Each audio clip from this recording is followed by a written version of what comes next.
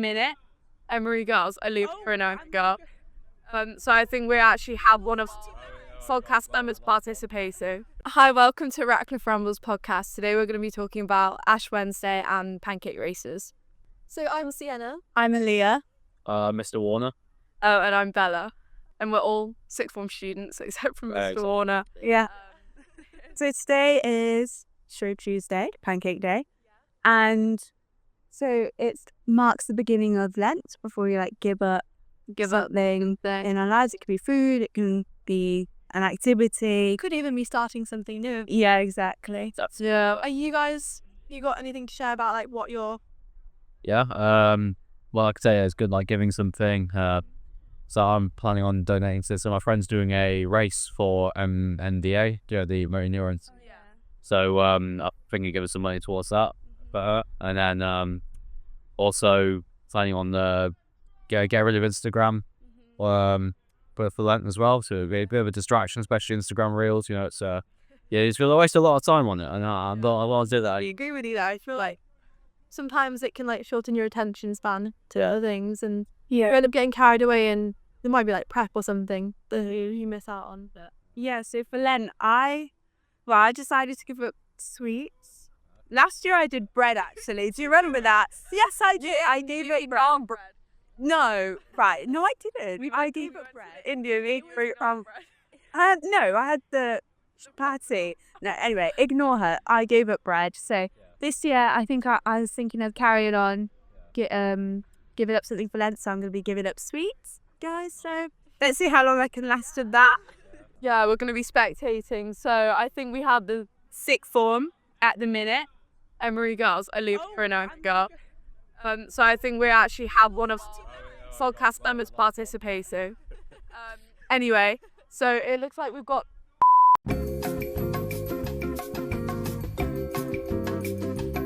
we're back with the commentary of the pancake race.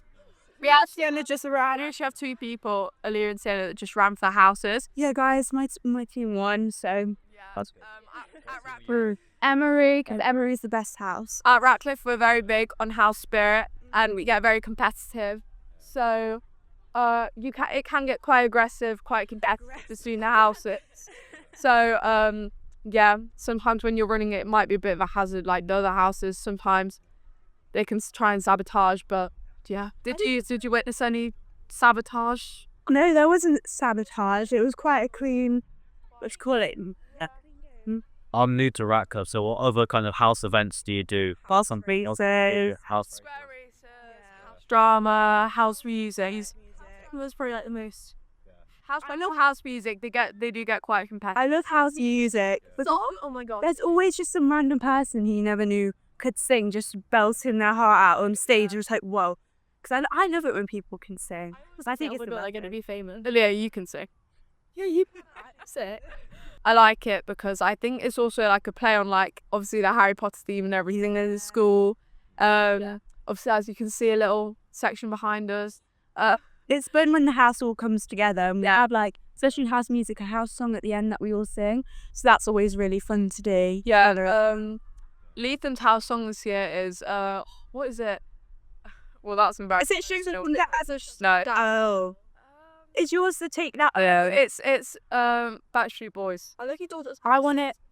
No, it will come to me. What's yours? Ours is Year 3000. What house are you in? Arundel.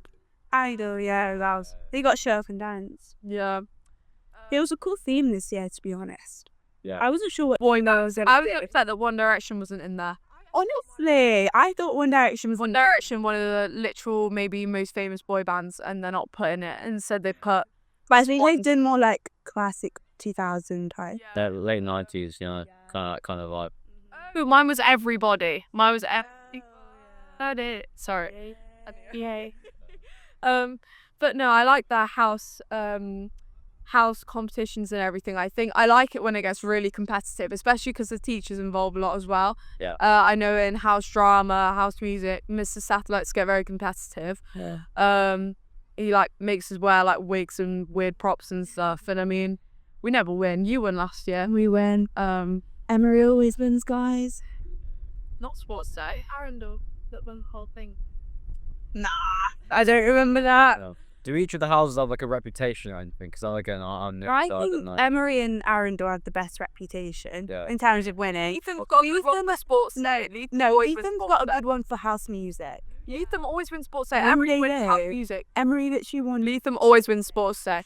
But Latham normally loses, but I can say this year, They're doing the house drama. No. who came first? Okay. Yeah. But no, in general, I like the competition. I just like the whole competitive nature, because even in your own sports lessons as well, when we've got like house hockey, house netball or whatever, it does get quite competitive. And obviously it's only in your year group, but it's quite fun to kind of have like a 2-hour session of just back-to-back tournaments with different houses, just because you get Good way of like getting everyone together, like the different year groups on mix, because It's always fun when the different year groups mix. it's house drama at all the years had to mix to like actually put it together, Yeah. piece this together, because it had to be from all years. So I think that Ratcliffe is really good at like having different year groups interact. Like I feel like all of us can say we've got friends in year above, year below. So I always think that's a really good thing. So it's not like you're just hanging out with your year group. Like you have friends beyond that, which is always really nice. That's really nice to have. nice. I remember one of my first like best friends when I first joined here were like year above, but it's not limited to. Like people won't look at you and think, oh, you're younger, so I'm not going to talk to you. They're like, be friends with you. Like, if you get on, you get on. And I feel like it's good. It doesn't matter about year group or anything. There's no like hierarchy of age or anything. It's just like if you're able to make friends, you can do, which is like in life. When you're 20, you're not going to think, oh, you're 22. Like, I'm not going to be friends with you. So at work, you're not going to be like, oh, you're not as good as that job because you're younger. It doesn't work like that. So it's really good that it's getting into us now. Yeah, I just think as well, I mean, it helps that I have siblings in the year below. Yeah. So I kind of do know who their friends are and everything as well. But I think in general, I like in sixth form how we've got like our common room area with lounge, like, because we kind of have to be forced to integrate. Not like we don't like integrating, but no, we kind of have that. It's nice being together though as year 12 and 13. Yeah. So I feel there's a lot of crossover between year 12 and 13. I mean, do you look up to year 13? Yeah, the year 13 is always so much help. Like, well, especially in tutors, we're put in tutors with people with similar subjects to us as well. So, it's nice to ask them for advice on like how they dealt with their subject and how they're doing with their A levels and just like revision tips and everything. So when I was in year 11, so I've always been quite close with year above, and in year 11 during GCSEs, they all help me with my exams. yeah, and we get all the GCSE wisdom and all their revision tips. And it was really, I think that a lot of the girls can year above like push to get better grades. Yeah, and now you even have like year 11s that ask us about GCSE tips, revision. But I gave Bella, especially Alyssa's still some of my history notes as well. So it's actually, see them. Like, it's really nice to like, I don't know, you feel good because it feels like they're looking up to you, and it's like, oh, I feel like mature and grown now. wait, have we got another race? Yeah, I think sixth form was the last one. a lot of the people in year 11, especially ones studying languages, this is why I'm bringing it up, have been asking for help with like their Spanish exams and everything. And just, I mean, in general, but mainly because of Spanish, because me and Aaliyah, we both did Spanish. I'm still doing it at A level. But I know definitely they always help. They always like ask for a lot of help and a lot of advice, because I think some areas are like more trickier than others, especially with speaking exams, because it can literally be anything. So it's nice to kind of have that shared space in which you can offer younger students help. So, you know, my notes aren't going to waste. But then not only that, also the fact that with the year above, I kind of have another source away from my teachers to be like, okay, you know, do you have any notes? Do you have any advice? Because I feel like the advice a teacher can give is like very, very limited. So basically just, you know, revise, do past papers. But I feel when you're speaking to someone who's going through it, they can find revision methods that really, really work for them. Yeah. They can recommend them to you. Whereas teachers, how much revision are they really doing? So, yeah. And also with helping out the year 11s and everything, it's like you are able to give them advice that you know you would have wanted to hear in that situation. Yeah. And it's so weird, like, giving advice to them with the hindsight of doing and finishing your GCSEs, because it feels, I don't know, it feels like you're telling them not to worry, because obviously you've just been through it and you were okay. But, you know, when you were in that situation, you were like stressing out. And when someone would tell you not to worry, you'd be like, come on, I'm stressing. But it was, when I think back, I was literally like today, oh, take me back to GCSEs. It was But such a lovely time. It's easy to say that knowing that you've done it and you've been okay though. I was so, like, I'm motivated now, but I was so motivated. I had no stress because I was like doing the work. You know what it is? You do so much revision where it starts to become a little fun. And I'm like, oh. When it finished, and I was like, alright, what do I do now? Yeah, I'd be sat at home and I'd be like, oh, I feel like I should be doing something. But you've done everything. But and I think what I find myself saying to my sister a lot now, obviously because she's sitting her exams this summer, I find myself saying like, oh, don't worry, you know, it's fine. It's literally just GCSEs, like, you know, it's not A-levels, you're fine. She's like, yeah, it's easy for you to say that because you've already done them. And I always forget, oh, wait, like, to be fair, in that situation, I did not want to hear at all, like, oh, yeah, no, it's just exams, it's just GCSEs, because I was thinking, like, this is the most serious thing to me right now, like, don't try and downplay it. But the reality of it is like, it is only GCSEs. Like, looking back on it, doing 11 help. Yeah, Yeah, I find if I didn't have the stress that I have, because I can get really stressed, but I feel like it really helped motivate me to work harder, because almost like the fear of not doing well, as much as that can, like, I don't know how some people say, okay, don't think like that, can make you worse, but I feel like it also was something that helped push me to work harder, which I am actually like, I'm glad that I got stressed. I'm so proud I put the amount of work in I did and I got the grades that I did. Yeah.